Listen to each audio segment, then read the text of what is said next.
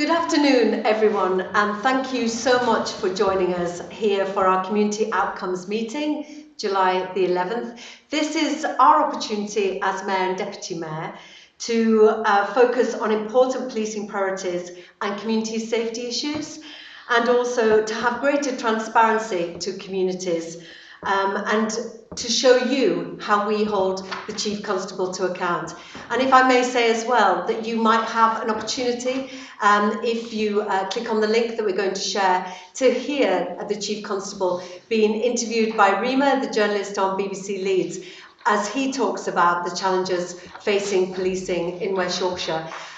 We're going to get into the substantive detail of the meeting. The papers are online, so please do follow along with the papers if you haven't read them. And also, we have been hearing from you to give us indications of the things that you want to talk about. As you may know, if you've watched before, these are regular meetings and the topics are set. And we'll be going through those topics, and it's a rolling programme throughout the year. There's also a section which is called Mayor's Announcements, where I'll be talking of what myself and the Deputy Mayor have been doing and the money we've been raising and the things we've been focusing on. So if we get into the body of the meeting now, thank you very much for joining. So let's just check apologies. It's Liz Hunter has given her apologies. And I think if we just quickly go around the room so you'll know who everybody is. Start with my brilliant Deputy Mayor. Yeah, my name's Alison Lowe, Deputy Mayor for Policing and Crime. Tracy Brabin, Mayor of West Yorkshire. John Robbins, Chief Constable of West Yorkshire. Demi Miller, ACC for Local Policing and Safeguarding. Patrick Twiggs, ACC for Specialist Crime and Criminal Justice. That's it, that's all you can see, but there are others in the room that are supporting us. So thanks very much, everybody. We've got a couple of hours to get through some of our questions. Item 2 is notes of the previous minutes. Are there any comments on the minutes from the previous meeting, 18th of April? No, thank you. They're good. Okie dokie, great stuff, thank you. And so this is the section which is the Mayor's announcements. So we launched the West Yorkshire Plan a few weeks ago.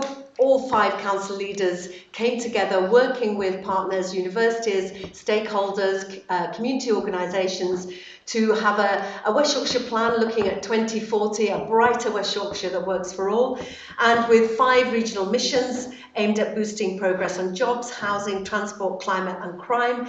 And these have all been agreed and we'll be working towards them and looking at how and where our investments go towards 2040. And building blocks of a stronger, happier, better connected, greener and safer West Yorkshire. And it will focus minds and allow us to transform lives across the region. And you can find out more on the website, but we can share the link as well as we go forward.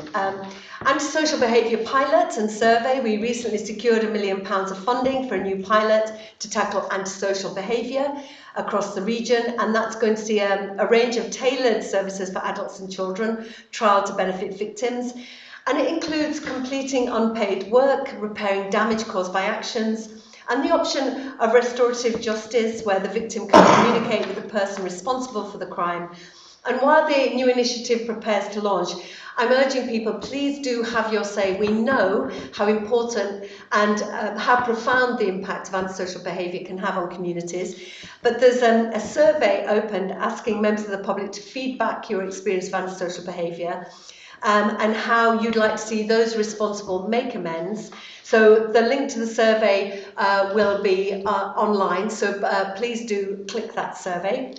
Safer Parks Guidance, this was an innovation from myself and Deputy Mayor, and it's a practical guideline when it comes to park design, that often women and girls are an afterthought when parks have already been designed. So we wanted to be on the front foot. What does a great park, a safe park, look like? It was a partnership between my office, University of Leeds, Make Space for Girls and Keep Britain Tidy, and it's aimed at park managers, designers, local authorities and community groups and the police. And had a study of a cross-section of more than 100 women and girls from West Yorkshire who sadly mostly believed that their parks were unsafe. It is not right that as young girls grow up, their world contracts, whereas young boys, their world expands. So I'm really pleased to also hear that the parks guidance has been picked up from as far afield as Scotland and Cornwall. So we're also looking at what we can do here in West Yorkshire. Your Views survey. We're currently running a Your Views survey, which is asking people to give us their views on policing and community safety. Please take the time to give us your answers and help us understand the safety issues affecting you, because the results of that really guide our thinking and our work, and helps West Yorkshire Police and our community safety partners understand priorities as well. Professional standards event. I was really proud to be at a professional standards event that worked to enhance support to victims.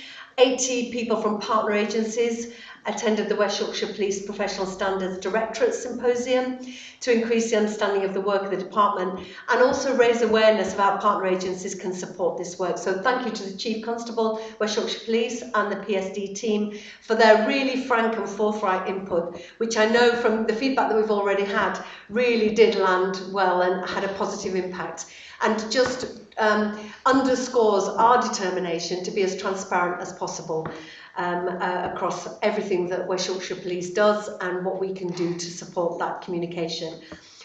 Domestic abuse matters. Alison and I joined the Safe Lives group who train and champion professionals across the UK to help them spot the early signs of domestic abuse and understand tactics used by perpetrators. Domestic Abuse Matters is the programme, and it's a bespoke cultural change programme for police officers and staff, and designed to transform the response to domestic abuse, making sure that the victim's voice is absolutely central and that coercive and controlling behaviour is spotted by officers as they walk into a situation, and designed to have that long-term impact, challenging attitudes, culture and behaviour of the police. And I must say, I was particularly moved by the experience, and talking to officers, they found it really, really useful. So thank you to Women's Aid and to Safe Lives for suggesting and running that programme. Okie doke, so let's move on then away from the police, from the West Yorkshire Mayor's update and on to the items. So in the first instance, let's start on item 4, which is the serious and organised crime. SOC it's called, including the homicide review. This is a regular 6-month review paper on serious and organised crime, and it includes details on programme Precision, which is the West Yorkshire Partnership Response to Organised Crime, Human Trafficking and Modern Slavery and Economic Crime, and supports proceeds of crime recovery. And for the first time also includes a homicide prevention strategy. Okie doke. So let's go into the questions. Page 6 of the report, John, it reviews recent activity on county lines and labour exploitation. And under Project Aiden, you highlighted locally 52 people were safeguarded through county lines operations over 12 months. Can you tell us a bit more about the nature of these individuals' vulnerability, any characteristics or experiences they've got in common? And then if you'd go on to describe the work that West Yorkshire Police do in partnership to prevent those re-exploitation of those that have already been safeguarded.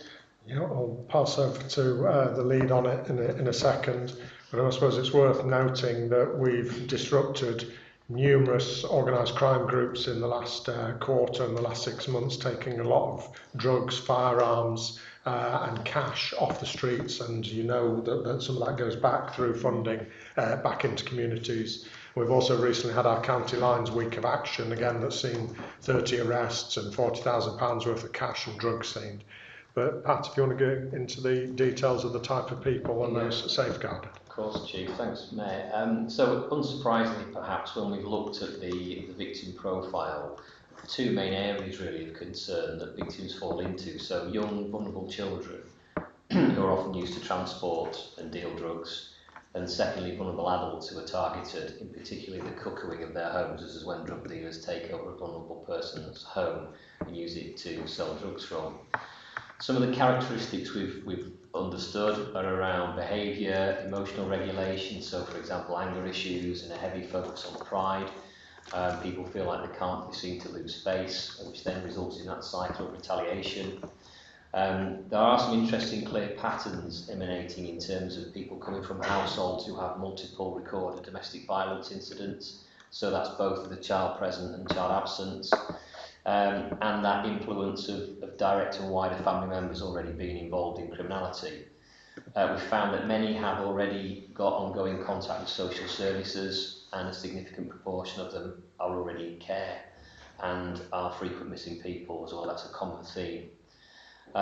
Many of them have described being a victim of violence themselves, and this being a push factor into them coming into criminality with a misguided view they'll be safer or protected by those operating the county line, whereas we know they're actually going to be victimised further. And many also report that they've been growing up in a low-income household, and makes the lie sold by those running the county lines too good to avoid. They see it clearly as a way out of poverty. Many are also struggling at school, either through behavioural issues or learning needs, and so don't see a future for themselves through traditional avenues of employment that would give them the same amounts of cash. In terms of then looking at the partnership work that we've been involved in to prevent that re-exploitation, as you can imagine, there's a lot of work going on across many different agencies. So identified vulnerable children are looked at through a variety of multi-agency processes that vary slightly between each district, and that's to try and draw people away from involvement in county lines. We also would link in heavily into the dedicated partnerships and training officer that I have within one of the force modern slavery human trafficking team, and that individual is involved in the training of officers and staff and also partners as well. Obviously we keenly review any intelligence submitted regarding children and vulnerable adults who may be involved in county lines, so they can be referred in and form part of our flagging and support. We heavily push the use of the Partnership Intelligence Portal, which the Deputy Mayor is well aware of, and that's an ongoing process to ensure we're signing up as many partners and agencies to use that portal to supply intelligence to the police. We make sure that schools and social workers are submitting referrals and are making use of what we call an exploitation checklist, where they can basically get some guidance on signs that we're looking for to make sure that they're referencing those to us. There's a partnership weekly exploitation screening panel, so that's where there's a joint risk assessment undertaken, graded, and that child or vulnerable person or perpetrator is flagged. And then that feeds into a whole raft of different types of support and intervention. There's a team called the Youth Engagement Service, the YES team within partners that we worked closely with. And then as a result of those flags, any time a child or vulnerable person is involved in crime, whether it's a victim, suspect or witness, that gets flagged to our child and vulnerability exploitation team. And again, that feeds into a raft of daily and weekly partnership meetings where we jointly assess risk and decide what activity to take. And that could then lead to a further risk assessment meeting or a detailed strategy meeting with social care. And that allows us to draw in all kinds of different partners, whether it's housing, health, education. So it truly is a partnership approach across different agencies and allows us to escalate the response accordingly. What's deeply sad is how young these people are. Absolutely. 12 and under? Yeah, as absolutely as young as that. And as I say, we see it with certain recurring MISPers. We know that they're vulnerable to this type of exploitation. And as we've seen in the sort of research, unsurprisingly, when perhaps don't have a stable home life, those stabilising factors that they're seeking those elsewhere as part of a gang, and then just get drawn into deeper levels of criminality.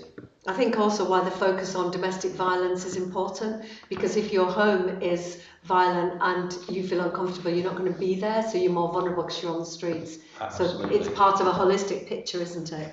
It is, and I suppose it's unsurprising really, but it was quite interesting, quite startling actually, in terms of that direct correlation that perhaps we hadn't valued as much previously, that, as you say, Mayor, that if people are feeling threatened at home or they don't want to be there, they're going to be out on the streets being vulnerable to other influences.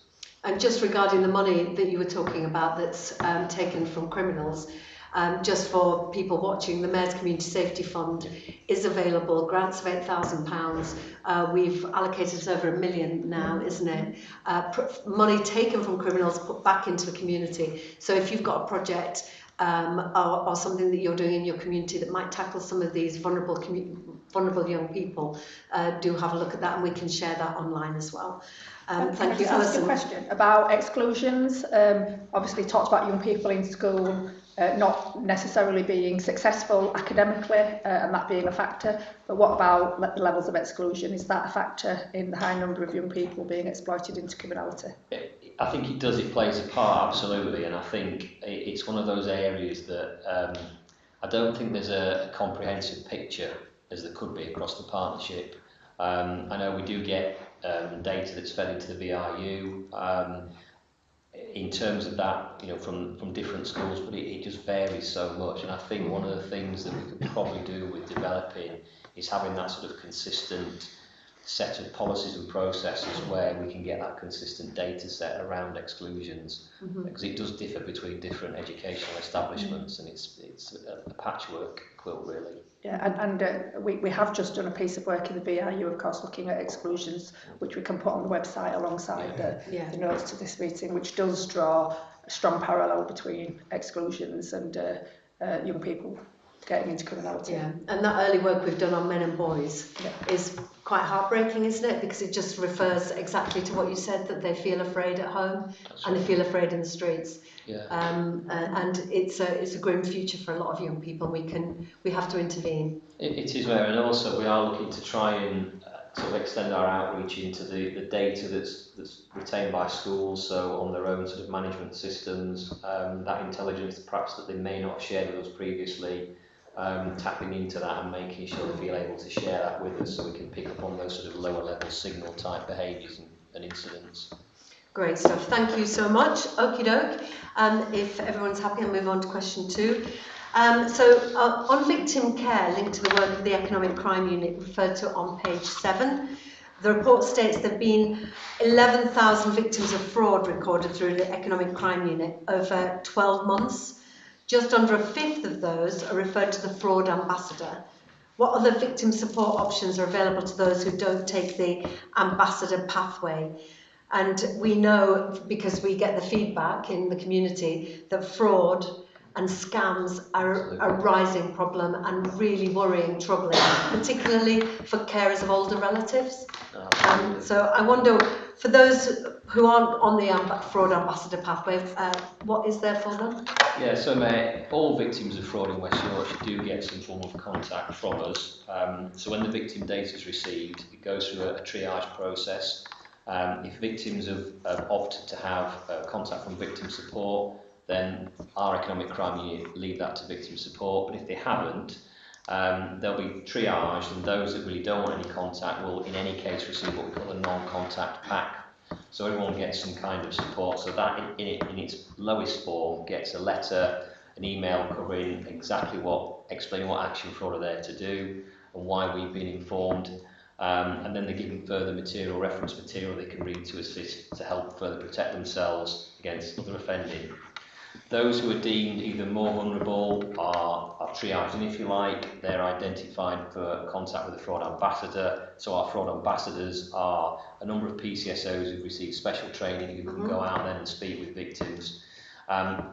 If there are victims who are deemed even more vulnerable, and there are victims particularly subject to things like romance fraud, we have a forced victim care officer, a dedicated officer, who will personally visit each of those victims with maybe on her own or with a fraud ambassador, and quite often the officer will take someone from either adult social care with them or from Trading Standards WIFI team, so that's the financial exploitation and abuse team. So it's a graded response, but we make sure that every victim in some way, shape or form, in accordance with their needs and vulnerabilities, gets the right support. There's sort of patterns of this, aren't there? What's the one that is current at the moment? Because there's child in distress was a big one recently, wasn't it? And you talked about romance frauds. Is there anything that is particularly troubling you that has come up? There are a variety in it, and it seems cyclical, to be perfectly honest.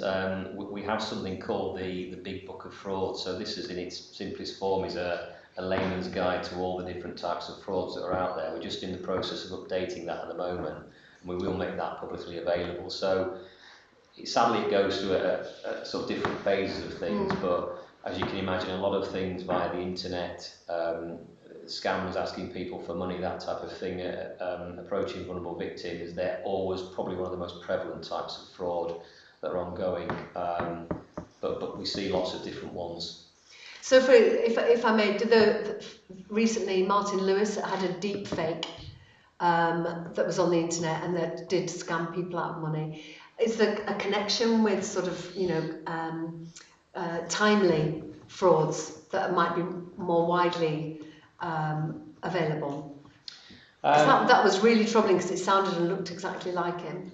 Yeah, absolutely. As I say, it's difficult to. I mean, the question is, do you get on the front foot when there's something? Absolutely, we do. Absolutely, we do, and it's we recognise that fraud is something that is absolutely underreported by the public, and sadly, some people see it as, well, just one of those things, isn't it, that happens to you.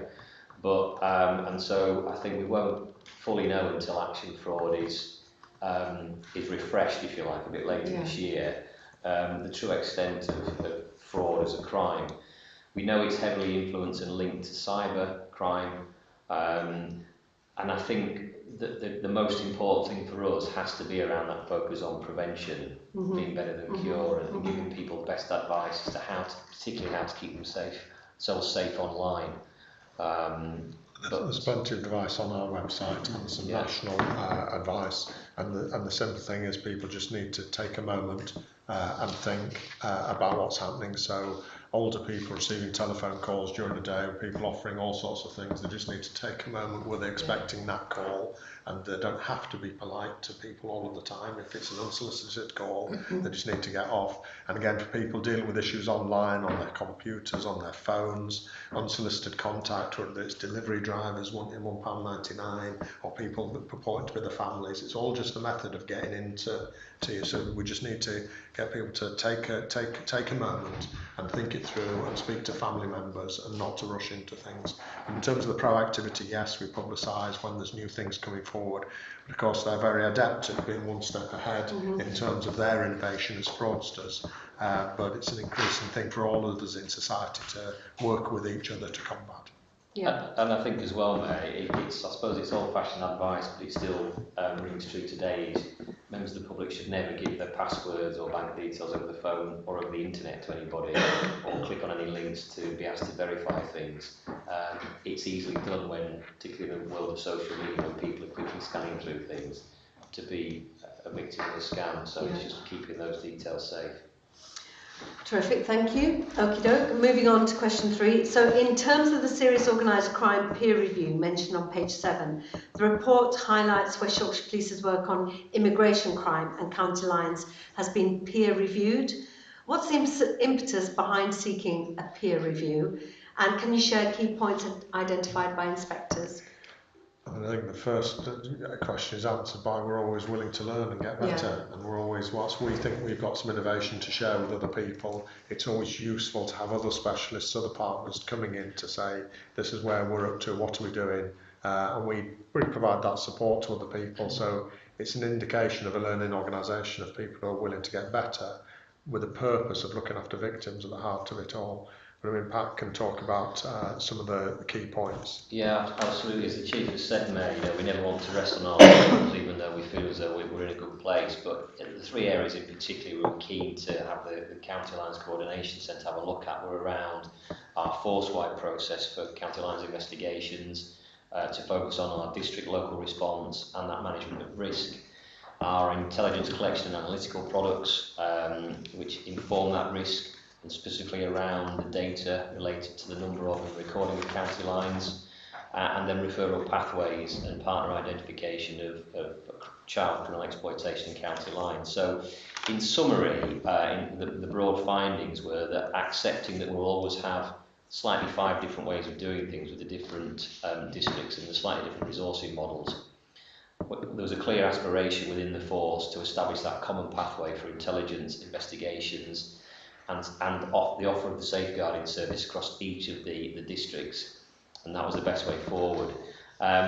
One of the things that the review did identify, which we had a feeling it would, was to make sure that we are properly mapping our threat on what's called the Police National Database. Mm-hmm. So making sure that we're not under-recording the true level of the threat that's posed. And there's a real pragmatic reason for this, in terms of actually we might be doing ourselves a disservice in terms of attracting that national funding.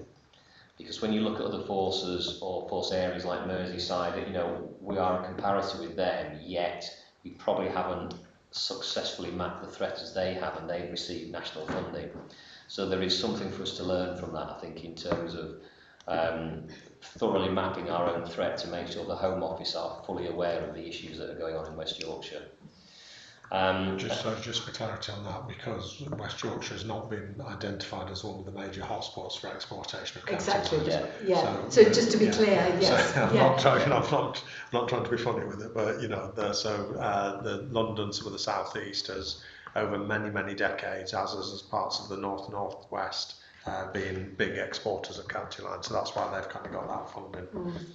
Yeah, and some of the nuances are just around, it's simple things like how you record the breakdown of an organised crime group.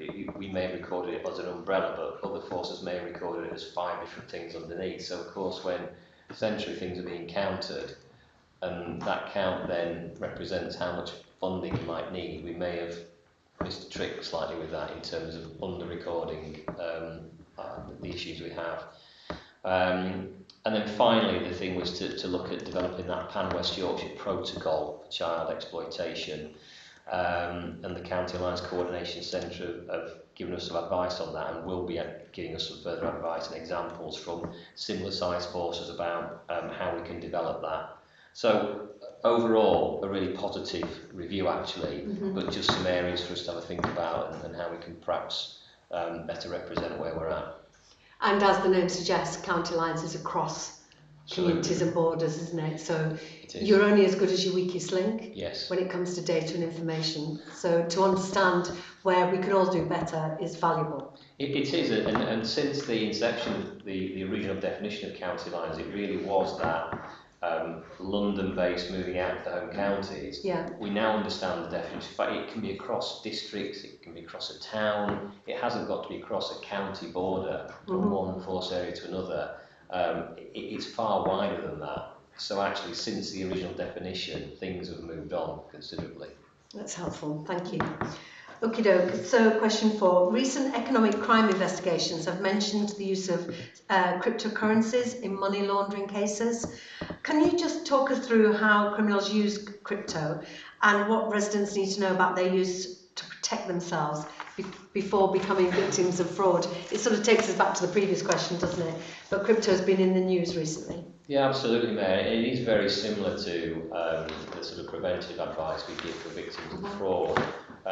Obviously, the use of cryptocurrency now is increasing.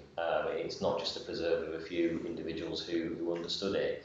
And in particular, criminals now are understandably attracted to that sort of decentralised nature and anonymity that cryptocurrency brings. It's making it much harder for law enforcement to track. And the challenge is that the movement of this type of currency is quickly taken out of those financial conduct authority regulated exchanges into those sort of private wallets. So a few things just for residents to be aware of, really. So first of all, choose a secure wallet if you are going to something that's recognised. That's what would that be? A secure wallet? Is that a known brand, like a bank or something? Yeah, basically, it's akin to that. So it's finding a company that offers the highest level of security, and there are recognised providers of wallets, crypto wallets, as well as those that are probably less trustworthy. So it's the same adage of always trust the ones that offer the best security. For example, wallets that use encryption to protect the private keys, so the security devices, if you like, that can unlock the wallets, they're the ones that people want to use.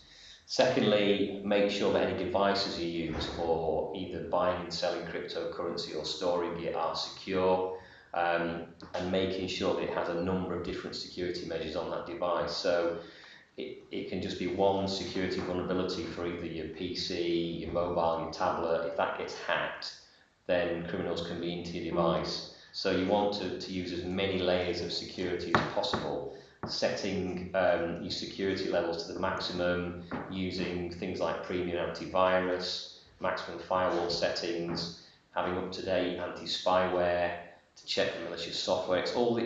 It's availing yourself of as many security measures as possible.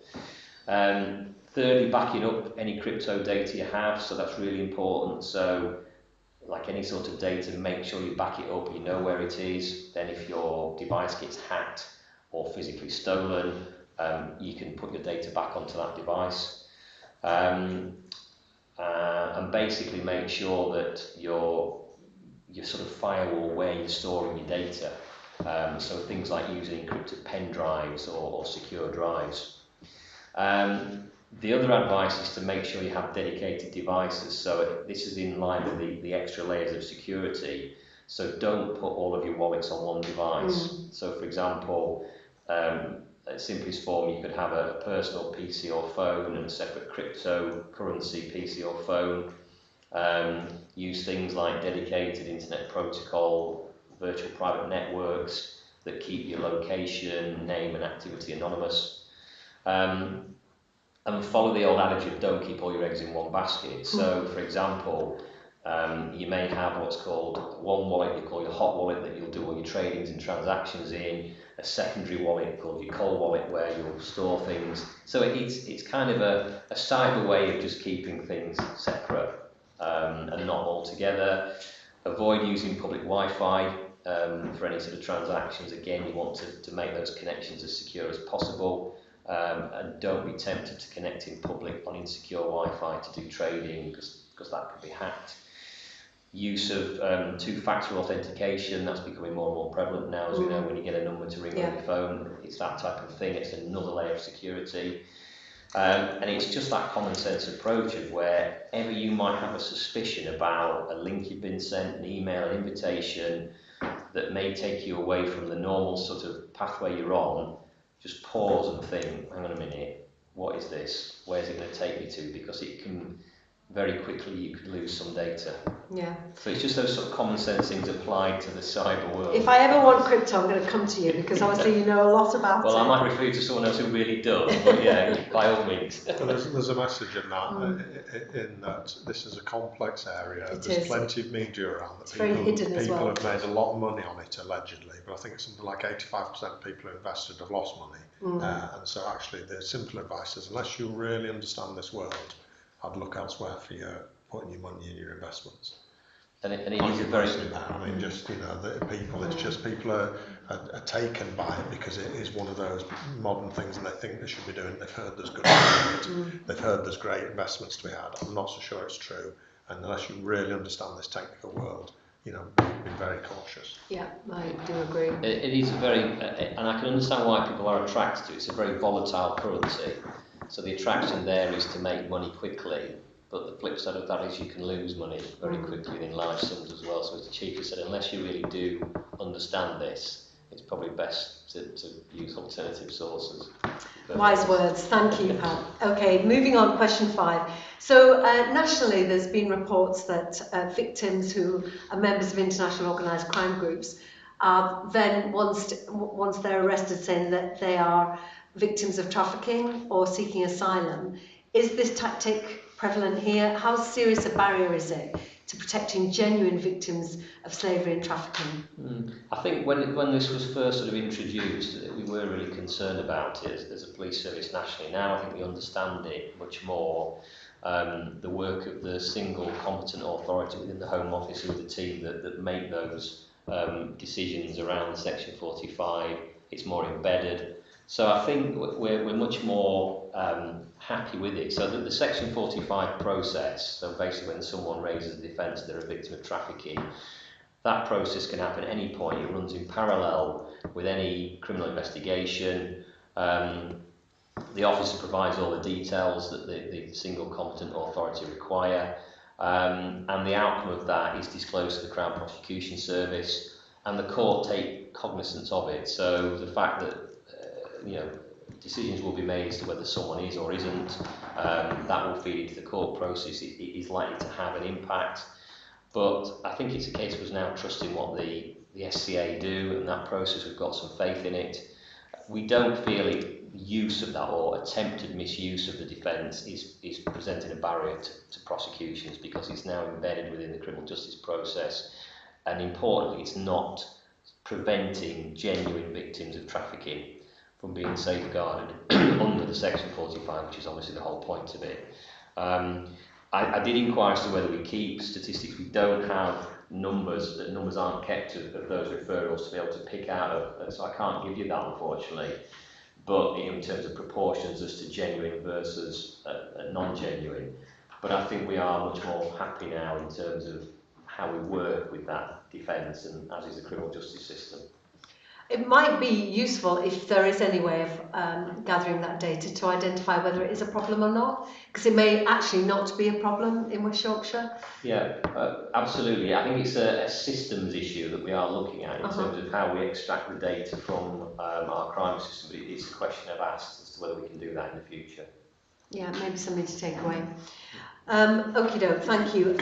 Moving on to the homicide prevention paper, and there's a couple of questions on this, but I'm really pleased that we've got this new paper setting out a vision to create effective local partnerships, because this is how we are more effective, by working in partnership and making West Yorkshire a hostile environment to those who want to cause us harm.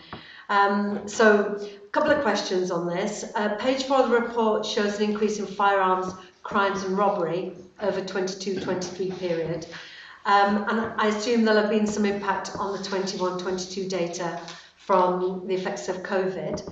But beyond that, is there any other notable factors influencing these increases, given robbery accounts for the largest share of violent crimes at 45%? And I note the 20.6% increase in these offences. Can you offer any reassurance to the public, who would be quite rightly concerned with what looks like a substantial increase? No, absolutely, Mayor. So it's interesting when we compare the pre-COVID baseline figures for robbery, so that's in the 12 months to June 2019, compared against the 12 months to March this year, 23. Reassuringly, we're actually seeing a 21% reduction in robbery offences, which is actually reassuring in terms of when you look at our position with our most similar forces, they're starting to see increases. So actually we're going in the right direction, definitely. As you know, tackling violent crime is a massive priority for us with districts. And we've got a variety of things, whether it's high profile partnership type work, or it's higher end covert type policing. We're really proud of our firearms record, as you know. So if I start with comment on confirming firearms discharges, so that's a discharge of a section 1, 2 or 5 firearm. We saw 26 discharges last year. In the preceding years we've had sort of 21, 22, but actually over the 5-year period, so the year before we had the high 40s, so we're still continuing to enjoy relatively lower levels of firearms discharges, and I think that's a reflection of the West Yorkshire team approach across districts, different departments, specialist departments, to actually drive down firearms criminality. Now, when you look at the wider firearms offences, it's quite interesting because that category includes things like BB guns. So what we are seeing is the biggest contributor to that firearms offence category by far is the use of BB guns. Now, this can range from things that fire little plastic pellets, that can fire metal ball bearings, and so it's probably sort of swaying the figures somewhat away from what you'd expect in terms of firearms offences. I'm satisfied that the higher end, if you like, the serious stuff that's going to hurt somebody, we're showing a continued decline in that. It's just with our ethical crime recording, we will crime probably a greater proportion of offences than other forces are doing nationally because of our CDI approach, which means these offences involving big guns are being recorded and included in the figures. That is reassuring, but just to refer back to page 4, where it says offences involving firearms have also increased in the last 12 months by 19.7% on both the previous 12 months and 1920. So it would be very useful then to maybe have an understanding of what is actually life-threatening and what is, lads playing around with a BB gun. Absolutely. So is there any way that we can disseminate those figures? I think we could, because that would be very troubling for the public. It is, and that's why it's important that we're able to explain that, because on the headline it looks horrendous, doesn't it? But actually, when you look at it's the makeup of that offending is somewhat different, and particularly now we've even seen a fairly recent increase in the use of these gel guns, toys basically, that look like real guns, some of the expensive ones, and we've even seen in other parts of the country firearms colleagues actually intervening with young people thinking that they've got genuine firearms. So if people are being reported for having a firearm in a public place, there are potential offences around having imitation firearms, which could actually end up being toys. So you're right, we'll be able to break down those things. Could you break those down? Because absolutely, I think, and I wasn't aware of these toy guns that look like real guns and that take a load of resources, because of course then the whole team have to descend on it. Yeah, unfortunately there's been a bit of a YouTube craze of shooting at members of the public from cars with these gel guns and filming it and putting it online. And unfortunately that's led to people like council workers, security guards being shot at, and of course they then report it to us to say someone's just shot at me from a car. We have to take that quite rightly seriously. We haven't intervened with armed officers yet, thankfully, on any groups like that. We haven't had to, but it has happened elsewhere in the country, and of course that then puts armed officers potentially pointing guns at young people with toys. So that more granular detail would be reassuring. Absolutely, Okay, thank you. Lovely. Moving on to question 7, still on the homicide prevention paper. The report notes there isn't any consistency across West Yorkshire local authorities, and to Alison's point about how children are excluded from school, how excluded children are managed, how this data is recorded, and I would add also the triangulation on vulnerable children and the likelihood of exclusion. From your perspective, what is the impact on child safety of these inconsistencies? What do you think would help us promote a more joined up approach amongst partner agencies? Well, I think, as we briefly touched before, I think there is a bit of a data gap. I think the more consistent we can get to actually be able to share data from schools to us would be really helpful. I don't think we fully understand what the data is telling us. We are making inroads into this with, obviously we have safer schools officers in a number of our schools who are able to act as that conduit. A real key plus for us is the development of POLED. So obviously in terms of having an input into those awareness lessons designed for the education sector, so it's another way of us getting across the education sector exactly what we need there and the importance of that. Continued use of the Partnership Intelligence Portal, again, making sure that schools are encouraged to sign up to that and use it, because again we see a different level of take-up across different education establishments across the force. And I think also the advent of the serious violence duty now, that legal framework, is giving us a little bit more of an impetus to get the education sector and other partners actually agreed to actually sharing more data with us, because I think... How would you do that, Pat? How are you going to ask partners to give you the data you need? Well, I think it's using the hook, if you like, of the SBD, because we've seen this before with serious and organised crime, and it's been frustrating because we've never had that legal impetus, particularly with serious and organised crime. The data sharing has been very much on goodwill and partnership engagement, whereas I think now the partnership meetings, and Damien's our lead at goal level who links into those statutory meetings. I think the development of those robust information sharing protocols is the start point to making sure we get the right data from schools. I think maybe the VRU through, when we've seen a link there, haven't we, between exploiting young people through county lines, through child sexual exploitation, through involvement in knife crime, around exclusion. That line isn't a criticism of the local authorities. It's just that the 5 local authorities across West Yorkshire, added on to academies, added on to independent school establishments, they've all got a different process around school exclusion. Yeah. Some are very proud that they've never excluded anybody.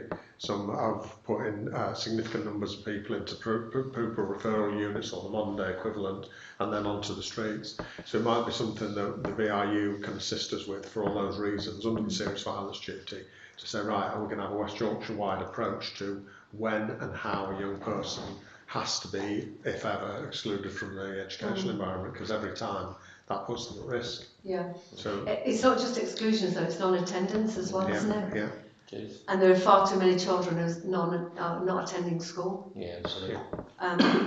Okay, that is helpful, but if there's anything that we can do as well, working with partners, and like you say, I'm glad to see that this isn't a criticism of local authorities, but it is about the fractured nature of education, isn't it? That we've got to work together more closely to get better outcomes.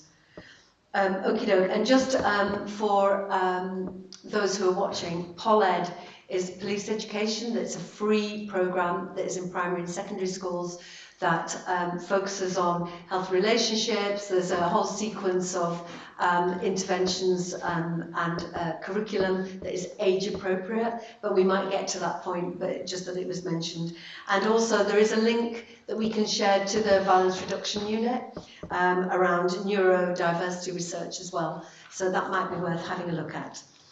Okie doke, everybody happy to move on to item 5, and this is violence against women and girls. So we're going to move on to a new colleague, Damien. This is a regular 6-month review paper on violence against women and girls, and despite, it's disappointing because it's despite the clear emphasis from us that we wanted to understand more around the delivery against VAUG strategy, the attached report does feel like it could go further.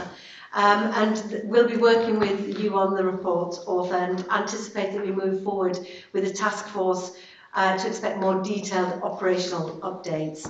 And this paper seeks to highlight some of the ongoing work around your strategy on safety of women and girls, an update on domestic abuse, satisfaction rates, and how smart water, a brilliant innovation, is protecting women and girls, and public space protection orders, which have been very impactful, and independent scrutiny and plans to map tangible outcomes in the next 12 months.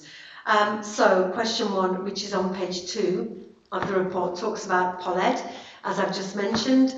And it's great to see the new sign-up data, so more people are signing up.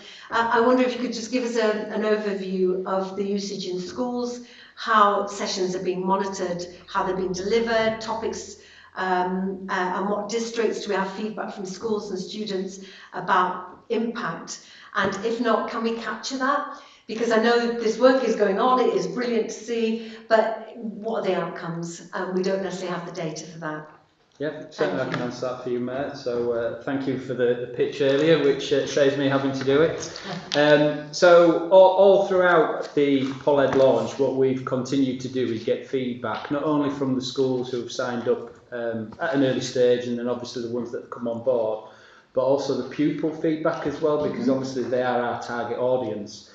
And some of that feedback was in relation to the style of the content, and they wanted that to be improved. So we went out to an external provider who have completely refreshed the whole PolEd package. So when you see it now, it looks absolutely amazing. And the feedback, the initial feedback that we've had, not only from the teachers and the pupils, is that that is now hitting the mark. What makes it amazing in comparison? It's just, we using an external provider, we got lots of different ideas from the market and also from the target audience about what they wanted to see. And how, I suppose the feedback originally was some of the presentations were quite basic. So when you look at them now, the style and the content has completely been lifted, and that's been positively received. What we've also done in and amongst that, and we will continue to do throughout the whole POLED package, is refresh that in relation to legislation changes and also what's happening within society as well. So as Pat's already mentioned, the craze about the gel guns and stuff like that, what we can bring in is that online at a much earlier stage.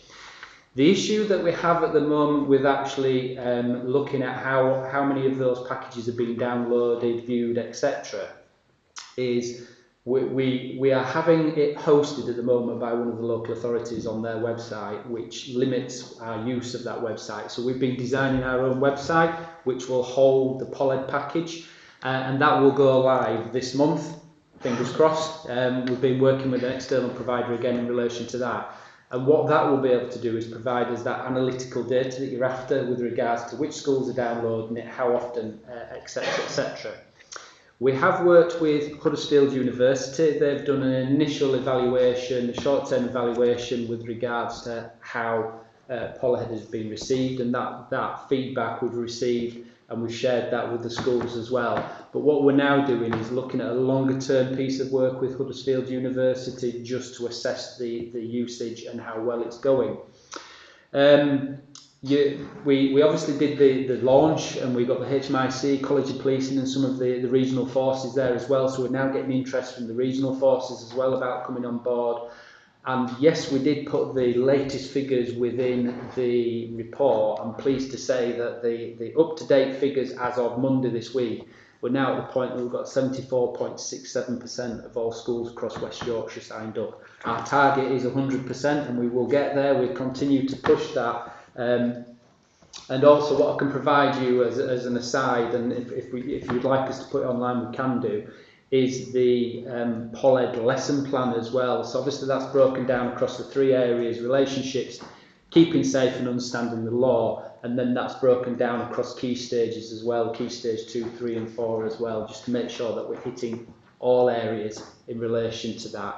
And as the children move through the schools, it builds with them as well with regards to, so for example, consent. At first we'll look at consent at a friendship level, we'll then move that on to a romantic level, and then we move that on to domestic abuse and coercion, etc. And that's across all the different areas as well that we do that. Who delivers it? Is it police officers? No, it's not. This is designed for delivery by the schools. It's not designed for us to deliver. We want the school teachers to deliver it because they're best placed. They have that relationship with the pupils. That obviously if we're coming into the school, we can't build upon that at such an early stage.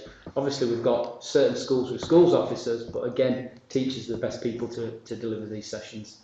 I think if you need any groups to help you design and nuance the content, you might know that in Bradford there is Born in Bradford, which is a decade-long programme of data gathering, and now those young babies are teenagers and curating their own data, and it's called the Age of Wonder. Yeah. And I wonder whether if you needed a cohort to check if this content is landing outside of a school setting, it might be worth just liaising with them above and beyond Huddersfield. Perfect, yeah. And hopefully as well, Alison and myself have commissioned a film to address behaviour change in men and boys, and we are hoping that this film will also be able to be a resource for POLED, because we want all young men in West Yorkshire to see this film about what others might think of them if they are abusive to girls and women. So once we have that, maybe we can share that data as well going forward. Okie doke, and for all those teachers that might be watching, if you haven't got POLED in your school, now is your opportunity, and it's primary and secondary, isn't it? Okay, right, let's move on to question 2. Can you tell us a little bit more about Operation Modify? This is the sort of digital coercive control, etc. Any feedback from officers and staff about usage? Any cases you can share where it's resulted in victims being supporters and offenders being prosecuted? Right, so we're at a very early stage with this, to the point that it was only actually introduced to the force or advertised to the force a couple of weeks ago. So with regards to actually cases we can share, we're not in that position at this moment in time.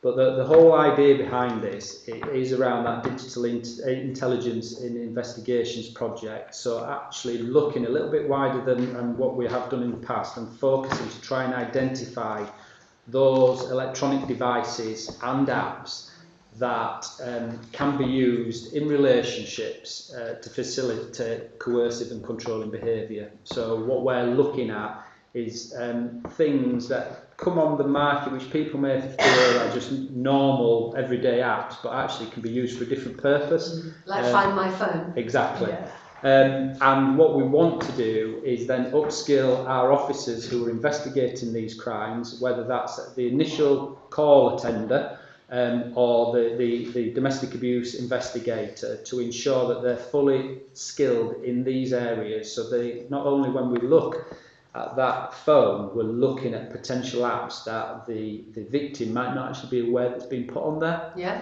So what we're doing at this moment in time with regards to Modify is actually building a training package that we can then deliver to the officers, the frontline officers, in relation to what to look for. Again, it's a little bit like the POLED. What we need to do, ensure, is that we continually refresh that, because as new things come on the market, we need to make sure that the officers are aware and the staff are aware at the earliest opportunity as well. So we're looking at opportunities to intervene at the earliest opportunity before that offending escalates, as well as getting the evidence so we can secure a charge on suspects as well. But it's a very early age, but what we're trying to do is get ahead of the issue. Is there an opportunity though to sort of train the trainers, that you can also teach others how to check their own phone? Yes, and that the whole point of this will be advertising with regards to that, to bring people up to date with regards. So we've done a little bit in relation to that as things have come online, like Find My iPhone, as you've mentioned. But the key thing we want to do is actually get this on the officers' training day. So as you're aware, we have a regular training day within the shift pattern once every 10 weeks. And we want to get that as a mandatory training piece. And when's it going to be ready? We're hoping that it'll be ready within the next 1 to 2 months, so we can then actually get it on the training days. Good stuff. Technology is leaping ahead, isn't it? We've got to be in front of it rather than behind it. We do, and there's got to be a lot of investment to keep up and ahead of the game as well. Yeah, and certainly when members of the community say we want to see more officers on the street, this sort of crime and criminality is so detailed and is not visible to members of the public, is it, that what goes on behind the scenes?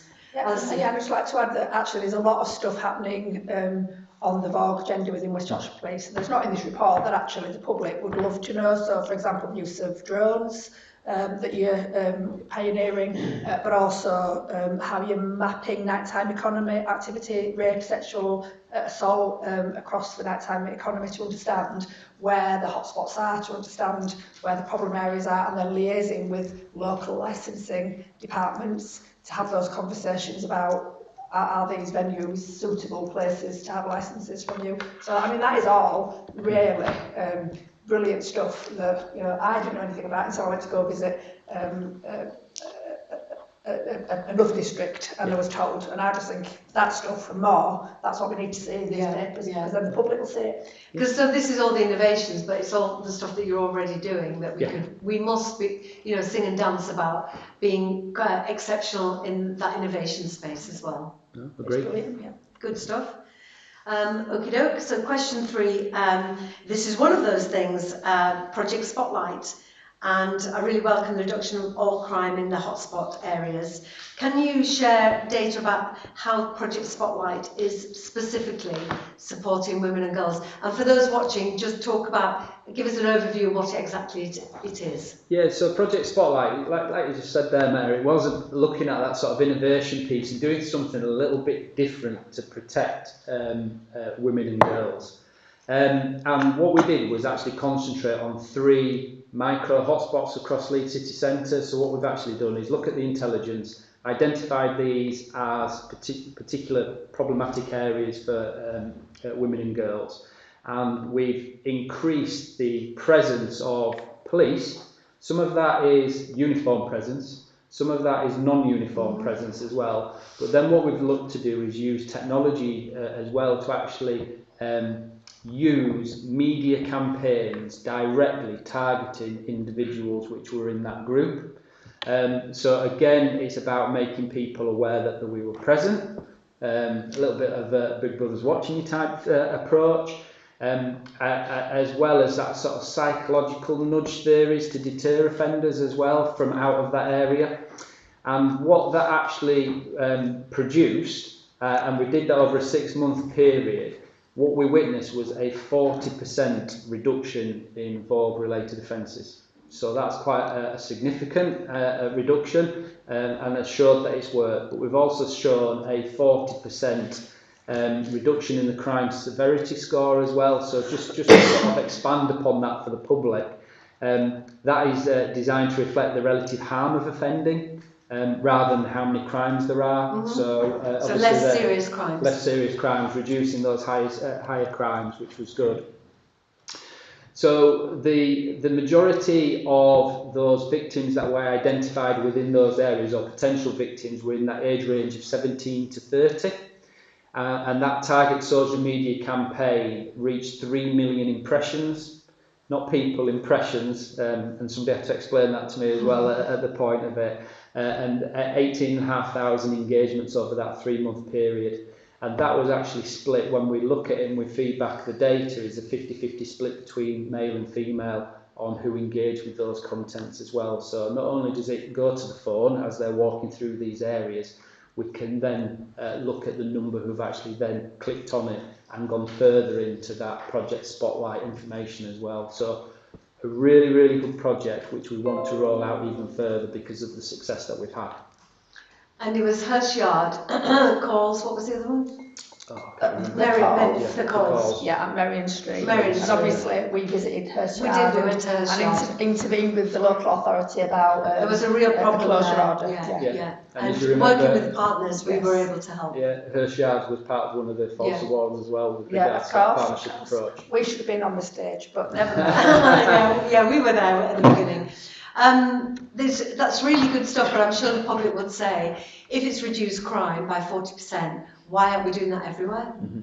It's about resourcing, isn't it? It is, and obviously that approach and the work that we did under Project Spotlight and the media, we've used the funds through the Violence Reduction Unit as well to do that, and that's what we're looking at for a cost, but a small cost in my opinion. We've actually got across and engaged with more people in a new way, a novel way, that that age group are more akin to, i.e. mobile phones rather than printed press. And is it worth saying that also all the money that you've been investing into the nighttime economy in Huddersfield, for example, that's also led to a 41% reduction in violence against women and girls. And so working together, we could really drive some of that crime reduction, both through the Spotlight initiative and the nighttime economy stuff. And I think that's where it works really well, in that partnership data and targeting specific areas which we know are problematic.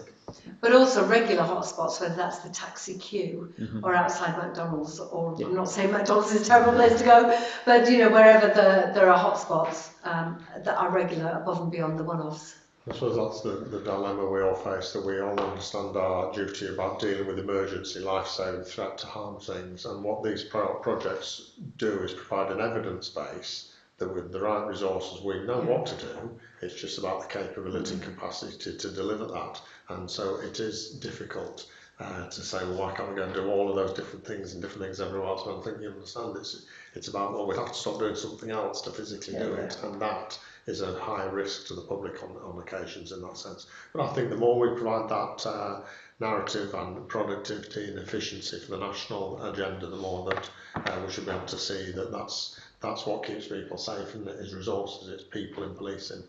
And also the public to help us, that you don't be a bystander, and they're part of the solution, aren't they? The police can't do absolutely everything. And a servitor is the model, isn't it, to expand that, because that works with the public businesses to understand their role in preventing crime. Super, thank you. Okie doke, so moving on. So it's great that violence against women and girls declared a national threat against child sexual exploitation, alongside child sexual exploitation and abuse. and counter-terrorism and strategic threat and risk assessment, with domestic abuse being one of the priority crimes. I also welcome the new meetings being established to share intelligence and review VOG crimes. Can you say a little bit more about the outcomes and how they will in real terms reduce VOG and better support victims? And if I may say, domestic abuse taking up so much resourcing of West Yorkshire Police. I'm really pleased that that is going to be seen as a strategic threat. No. So over to you, Damon. Yeah, so the STRA, that was launched in May 2023, and currently there's a 4P plan being written by the MPCC to help forces shape our direction in relation to that. I suppose my starting point in all of this with regards to how is it going to improve outcomes and reduce VOG-related offences is we can't do this alone. The police cannot act in isolation. It's got to be a collaboration across all the parties involved. So when you look at that, there are a number of joint national plans at this moment in time which have been written and are being processed and monitored with regards to improvement. So, for example, we've got the CPS domestic abuse plan, the rape plan, and obviously on the back of that, Oxiteria that we will be rolling out, which is looking to help drive business, but more importantly, look for best practice. So across all those different plans that have been drawn up at this moment in time, what it's looking at is the different forces, how are things done, what is best practice, and then sharing that across each force as well, and working with the partners to improve the quality of the investigation and also then the court process as well, which ultimately what I would like to think would then result in a suspect being brought to justice much quicker with the outcomes that we all want, i.e. no further offending. So where we're looking at sort of prioritising under the STRA is improved quality of investigations. So that is looking at enhancing the professionalism of the officers and the police staff investigating those. So that is looking at specific training for VOG-related offences as well. So for example, on the back of Oxiteria, there is a new training package that is coming out for those officers who are investigating rape offences as well to improve their investigations understanding. It's looking at improving our public protection capabilities as well, and also focusing on the staff and officer wellbeing, because it's horrific for the victims of these crimes, but it's horrific for the officers who are investigating these crimes on a daily basis as well. So it's looking about the wraparound for those as well to make sure that we're supporting the officers and staff who are investigating. There is then the priority with regards to the relentless pursuit of perpetrators as well. So again, this is looking at improving the intelligence and information that we use across the partnership about improving the identification of repeat offenders at a much earlier stage as well. So what are the trigger offences before they move on to more harmful offending? So can we get in there at an earlier stage? And that might be arrest. It might actually be referral to a partner agency who can help that individual to prevent their behaviour. And we're also looking then at the high harm and predatory offending as well, or offenders should I say.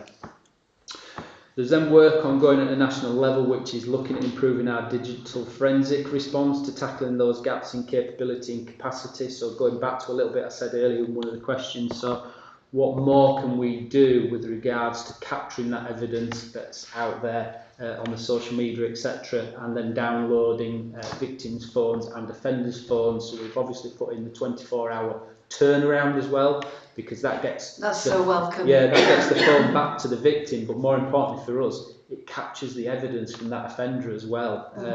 And people's lives are on the phones, aren't they? They can't be without them for more than 24 hours.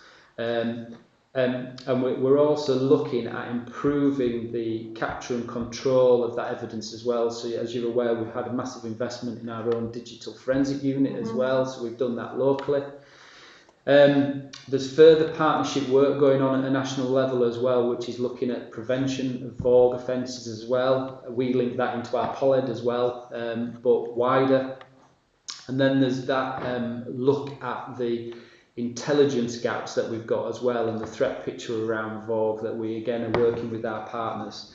Now, tackling VOG from all those different angles, in my mind, will improve the investigations, but more importantly, improve the outcomes as well.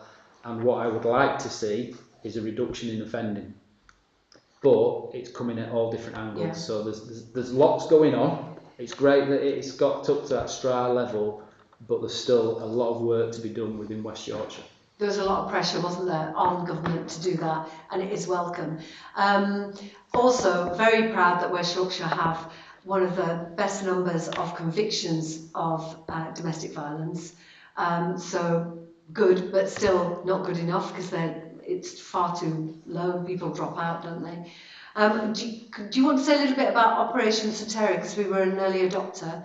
And that's a national programme. Yeah, so Operation Soteria Bluestone, that was a piece of work that has been looking at the rape offences, and more importantly, how do we improve investigations and outcomes.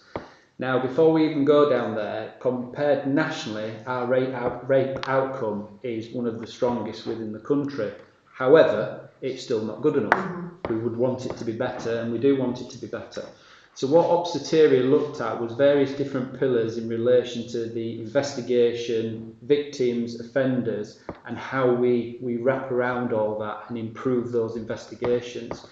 So we are an adopter force. We did try to get on the first wave of Bluestone, Soteria. Unfortunately, for whatever reason, we weren't, but as soon as we got the second chance, we were there. We have opened up the force, which we will do the initial assessment, which will look at our current working practices, looking and mapping those across what Soteria have said, and then what we will do is change our working practices to ensure that we adopt the full Soteria model. But as I say, strong performance at the moment, but it can be so much better. But again, it's got to be from a partnership angle. This it can't just be us as the police alone. And prevent is better than getting people to court. Yeah. And is it worthwhile saying for the public who are watching that whilst the case is being investigated, rape cases in West Yorkshire, the attrition rate, so we lose 31% of victims, so they pull out for whatever reason during that initial case investigation, but nationally that number is 61%. Mm-hmm. So we're doing much better in the investigation. The issue is then that once the charge decision has been made, we're losing 40% of victims, and nationally that's 16%. So we that's not about policing, that's about the rest of the criminal justice system. So we need to be working better with the rest of the criminal justice system to keep those victims in the system, because we're keeping them in greater numbers in the beginning here in West Yorkshire, but once the charging decision's been made, post-charge victims are pulling out. I think that could be a good area for research as to why that is, to try and identify that. Have you any early thoughts on why? Court delay. So if you waited 3 years for a trial. But why is it 40% at that point and 16% nationally? Because the court delay is the same. No, because we put so many rape cases through. So it's the numbers. Because you put those alongside the child sexual exploitation rapes as well, and they're now scheduling Crown Court cases for literally 3 years ahead. Yeah. And so as a victim, but I think we can do some more work with some of the victims. And that's why it is first and first. But actually, ACC, Pat Twiggs and I, through my local criminal justice board arrangements, we're looking at he and the group are looking at the end-to-end rape review. They're looking at the whole process for victims, including all our partners, so probation, HMCTS, CPS, everybody who's part of that pathway. We're looking at it step by step to improve that outcome. So I think that's a worthwhile thing for the public to hear, that even though we're doing well compared to the rest of the country, that relentless pursuit of justice for the victim is going on in the background, and through our crime and our wider criminal justice responsibilities, we're also looking to drive down that journey time for victims there. So that's an important thing for them to And know. I think it's a key point to make that some of the areas we are doing really, really well on, because certainly within Pat's world, his RASO team, his rape and serious sexual offences team, other forces look at us with envy. That's right. Because they are that first We're exemplar triage of right, are we match fit to put this case before the court? Yeah. You know, Pat's just increased the team to ensure that we can get through those cases as quickly as possible. But I think it is important to reiterate that we are part of a system that is currently broken. Yeah. And we're doing our very best in very difficult circumstances from our side and also from the police's side and partners. Absolutely. Okie doke, thank you. I'm aware of the time and I don't want it to run away from us. So moving on, in previous reports to COM on drugs, both myself and Alison have highlighted our concerns around testing. Can you give us some reassurance around drug testing when it's a factor in domestic abuse cases? How is it recorded and monitored to help us understand other factors, themes and hotspots? And in fact, it was part of one of the piece of evidence we were shown that the perpetrator was drunk and had used cocaine. So I'm sure it is part of many domestic abuse incidences. So over to you. Yeah, so unfortunately at the moment the data set that we have doesn't actually break out drug testing on arrest for domestic abuse incidents. So what we are doing at the moment is just working on that in the background to change the system so we can actually report that on a regular basis. So it's not something that we can't do, we just need to put the fix in place on the IT systems. So once that's up and running, we will be able to tell you exactly with regards to the number that are arrested for domestic abuse, how many of those are then subsequently tested for a drugs test. The issue with it is at this moment in time, domestic abuse does not come under a trigger offence. So I know I've reported in the past on drug test and arrest, there's two ways that we can test. Yeah. Trigger offences, which you don't, when they come into custody. Come in, if you hit a trigger offence, you'll be tested automatically. The other way is on an inspector's authority, and they have got to have the belief that drugs has played an impact on that offending. So if somebody comes in under the influence for a domestic abuse incident, they will be drugs tested. The inspector's authority will sign it up and they will be drugs tested, and then we will be able to say of that what percent were positive or not, as the case may be.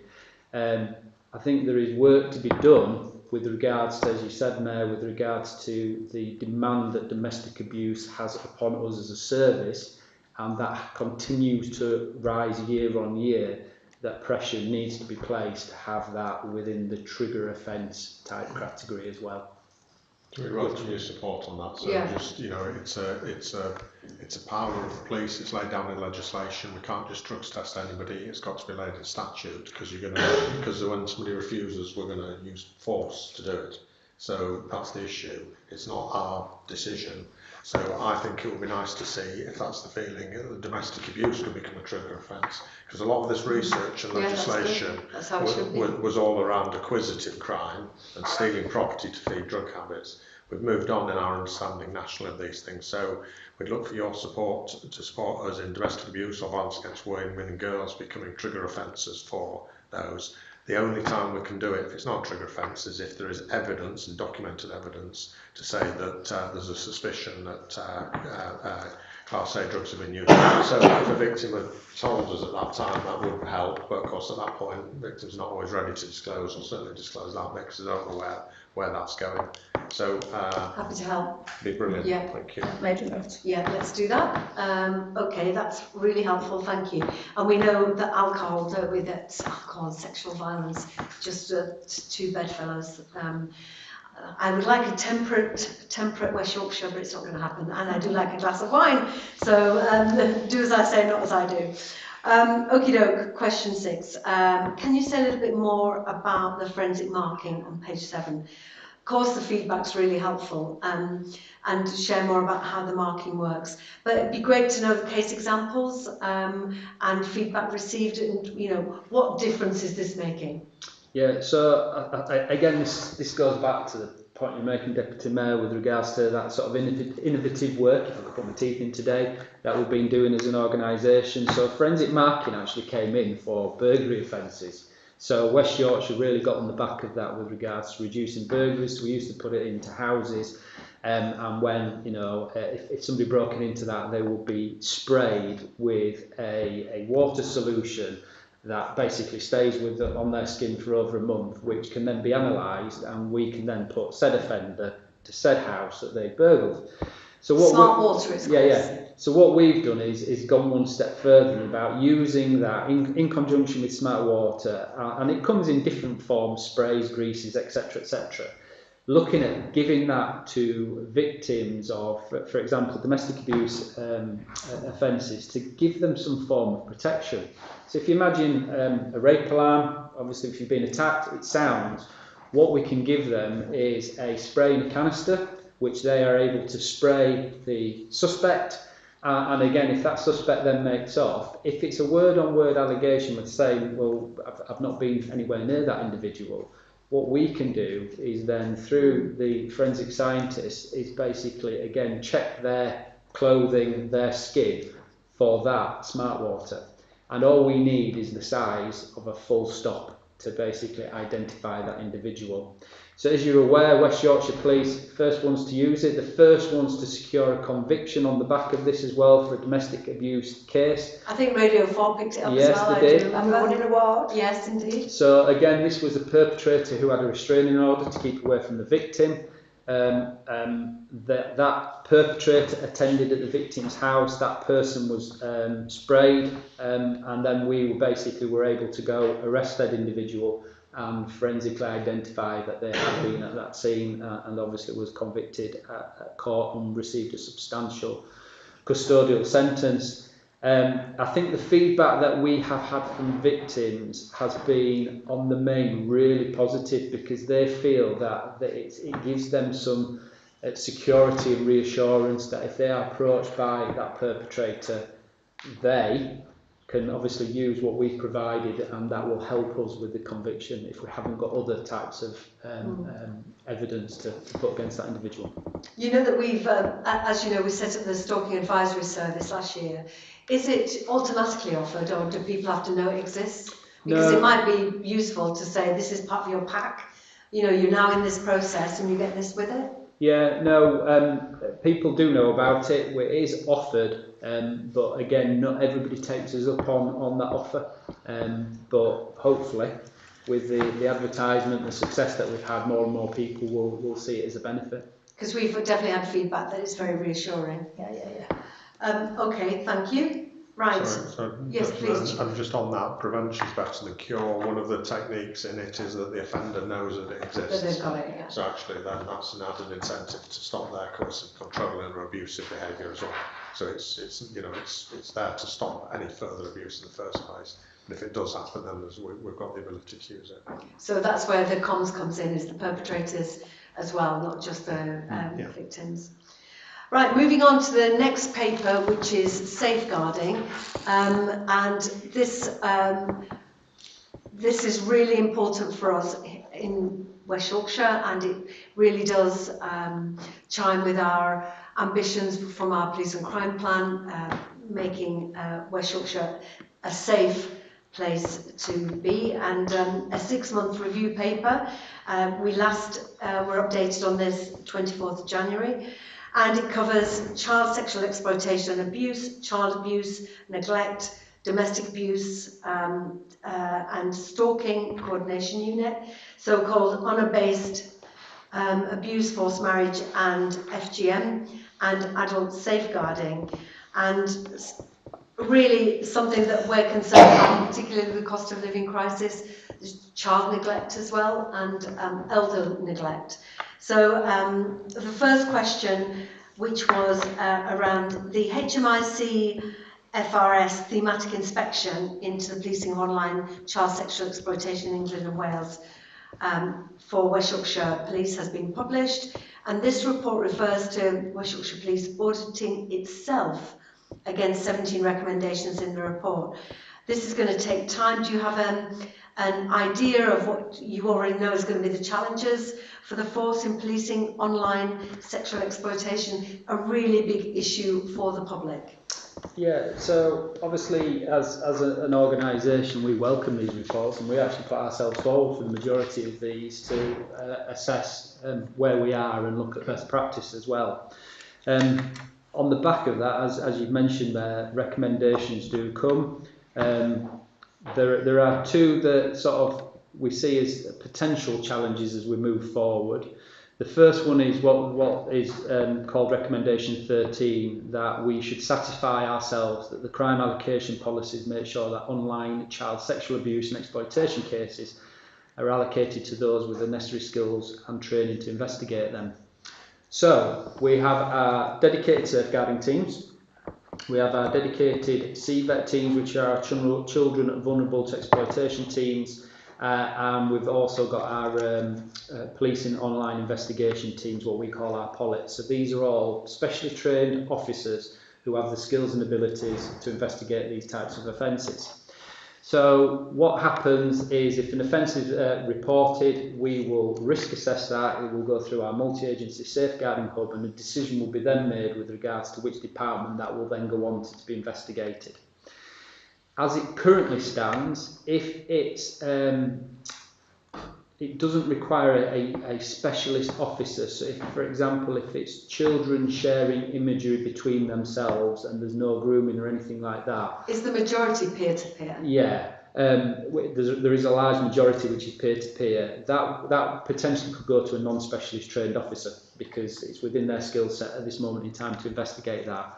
Under that recommendation, we would have to stop doing that. So what we've actually asked for is the Vulnerability Knowledge and Practice Programme to come in and do a review of our policy with regards to allocation and review that.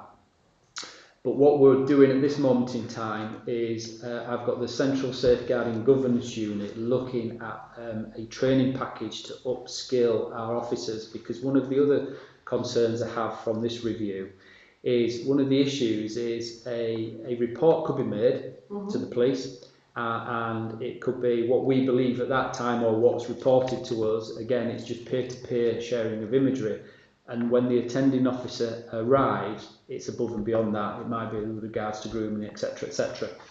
So we need to make sure that the officers attending those are upskilled. So we're looking at that training package. So again, it's one of the recommendations within the report that we look at that all officers have the relevant skills, but it does give us to 2025 to deliver that. We don't want to leave it to 2025. We want to do it as soon as possible, but we're not outside of that time period at this moment in time. And then the other one is with regards to that the police and the Police and Crime Commissioner should make sure that the commission services for children, the process for referring them for support or therapeutic services are available for children affected by online sexual abuse and exploitation. We have structures in place at this moment in time, but are they enough with regards to being able to refer everybody through that service if they require it? In my personal opinion, they're not at this moment in time, so there's that ongoing conversation between ourselves and WICA to ensure that those commissioning services, at the moment, we'll probably see that as a little bit of a challenge, that we can work through that and ensure that we've got that in place in time. Just for the public, who would be an example of that service that you would refer a child to? It's all dependent with regards to what that child is a victim of, because there's different services within each different local authority as well. So it might actually be, because of their behaviour, it might actually be referral through to CAMS, which is we've seen a lot of occasions with regards to mental health issues. You just don't know until you've dealt with that individual and you understand the circumstances of that individual and either the crime that they have committed or the crime that's been committed against them. But then the problem is the wait and the queue to get seen. I think it is. It's just that traditional services have been set up for physical abuse, emotional abuse, sexual abuse, but this is about online sexual abuse, which have then not been fed into those services. And the recommendation is they deserve the same traumatic and therapeutic services as everybody else. But as you're saying there, it's adding more into those services. Just the questions about the challenges to the force in policing in this area. Whilst this isn't your your decision to make. It does seem like AI is going to step into this space, and there are going to be images of children who are going to be then used in AI and then sold on. That is going to be a completely different challenge, isn't it? Because there's not a crime immediately to that child. It is an image of that child that is being used. Yeah, and it also causes us issues with regards to the investigation of the said offence as well, because at the time we might not realise that's an AI image, so we are thinking about safeguarding said child, and we will be trying to identify that child, and it isn't actually a child, it's an image that's being produced, and you look at some of these images which are being produced now through AI. And you can hardly tell the difference. But would the child whose photographs are being used, that child would still consider themselves a victim, and that's the point, isn't it? And actually, that was one of the things that HMI, Wendy Williams, who I did meet to check out her view of West Yorkshire in this thematic review, because obviously the thematic review is very broad, doesn't mention individual forces, even though West Yorkshire were part of that inspection, to ask her, if we've got something to learn, please tell us. And we did quite well, actually. She said that West Yorkshire were one of the best forces, but what she said was an issue for all forces, including West Yorkshire, was that well-meaning police officers not wanting to criminalise children who are sharing peer-to-peer sexual abuse imagery are failing to upload the photographs onto the NCA website, which then means that children can be in a system that the NCA are not aware of, the child's not aware of, could be used for AI or other purposes, and they're not able to then track that image back to that child, not able to inform that child that that image is being used for various purposes, and then perpetrators can get away with all sorts of stuff, and victims could, in years to come, find out that they've been utilised in that way. So that's something that all forces need to learn. It's an area of risk, isn't it? Yeah. Thank you for that. Okie dokie, moving on to, in relation to domestic abuse and recent changes to bail legislation, can you reassure me domestic abuse suspects are being arrested rather than attending at police stations for questioning voluntarily and being released under investigation? It's really important, isn't it, that we protect the victim from harassment? Yeah, so we would always prefer that the suspect is arrested, ideally at the scene, that we attend on the first instance. So the way we monitor that is a report is produced within Patsworld, the criminal justice team produce a monthly report that looks at voluntary attendance, and we can break that down per crime type. So we monitor it through that to ensure that domestic abuse isn't routinely being used for the voluntary interview process. So even though I can't guarantee it's 100% that we arrest on all occasions, it is monitored, and it's monitored at district level as well. The messaging is very clear that we give as a senior leadership team as well with regards to arresting for domestic abuse. The key thing that we do have to bear in mind is the necessity test that the officer has to have to arrest an individual, and in the majority of occasions domestic abuse will always meet the necessity test, so that's not an issue. And the RUI, the released under investigation, it's only an option for those who have actually been arrested, so we will only use RUI for those who have been arrested and been brought through to the cell complex.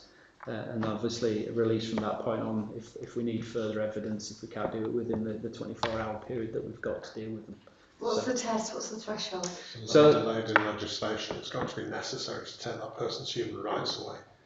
So if they've been out and about for 2 months, then it's a historic thing, unless we've got a necessity to arrest them, which is usually about securing and preserve evidence and other things.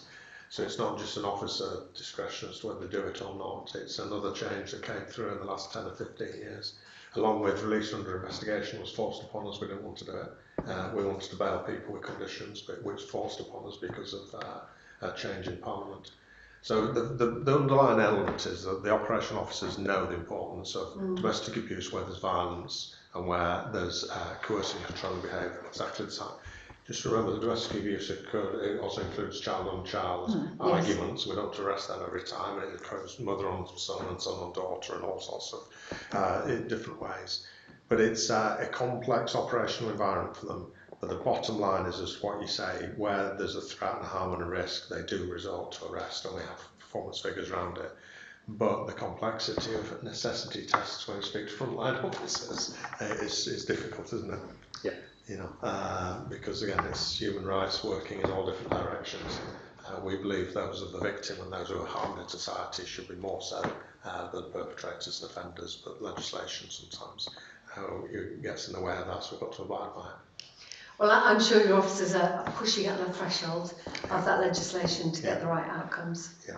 So simple examples around offences happening there and then, they will arrest, or they will seek down and put immediately for circulation for arrest of people, get them into custody, get them under control, have the full wraparound for victims. But then there are complexities around reporting and levels and natures of crime that sometimes mean the necessity test isn't met. Is that a fair assessment? No, that's a very fair assessment, sir. Yeah. The ongoing challenge for police officers. Okay, so moving on to His Majesty's Inspectorate of Constabulary Fire Rescue Services. And following that appeal inspection for 21-22, West Yorkshire Police have an overall grading of good in the area of protecting vulnerable people, with just one area for improvement relating to referrals. And it says, I'll just read, the force should ensure that when it's sharing information with children's social care organisations about vulnerable children, a full picture is of information is shared. What's the position with Operation Encompass? Not mentioned specifically in the report, and has Encompass been evaluated or reviewed, and are the principles of it being applied reliably and equitably across every district in West Yorkshire? And if you could just give us just a thumbnail about Operation Encompass, that'd be helpful. No problem there. So Operation Encompass, this is about obviously widening the safeguarding of children. So if an officer attends a report of a domestic abuse incident and a child is present, that's what comes under Operation Encompass. And what we will then do is notify that child's school that they've been present during a domestic incident, normally relating to the parents, and the school can then look at that wider welfare wraparound support for that child as an individual. So what we have done is we've rolled that out across all 5 local authorities, so they've all signed up to it, which is excellent. We now have a design process behind the scenes which every 24 hours downloads any domestic incident where a child has been present, and at 6:30 in the morning that is automatically sent to each of the individual local authorities, and it's then their role and responsibility to then notify the schools on our behalf, because it's a local authority function to notify the schools. So they will do that at the start of the school day, and what we have in place is an information sharing agreement, which we are currently just re-reviewing and bringing it up to date, because we had an original one, we've just brought it back up to date, and that's currently with the local authorities to sign off. But what I can say, Mayor, is if a child in West Yorkshire is at the scene of a domestic abuse incident, the school will be notified the following morning, before the start of the school day, so they can do the wrap round with them as an individual. So it's a fantastic safeguarding tool, and I think when you look at it, it has been reviewed, it's been reviewed nationally as well, and it's classed as certainly within the HMIC's best working practice. I'm really pleased to see, because last year visiting a school, very aware that this wasn't working, and children were coming to school having behavioural problems and nobody understood why. So it's really, really welcome. The question is, do the councils have resources enough to make sure that there is no hiccup in that process?